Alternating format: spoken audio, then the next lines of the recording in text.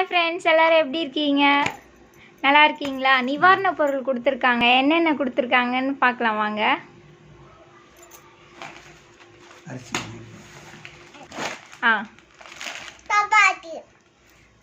கோதி மாவு 1 kilo packet ஒன்று கொடுத்துருக்காங்க. சேமியா 1 பேக்கெட் கொடுத்துருக்காங்க. தோரம்பருப்பு 1 பேக்கெட் கொடுத்துருக்காங்க. அதான் 1/2 கிலோ பேக்கெட்டு. உளுந்து 1/2 கிலோ பேக்கெட் கொடுத்துருக்காங்க.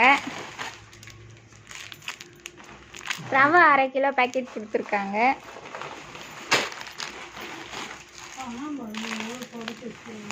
சுகர் சர்க்கரை வந்து 1/2 கிலோ பேக்கெட் கொடுத்துருக்காங்க.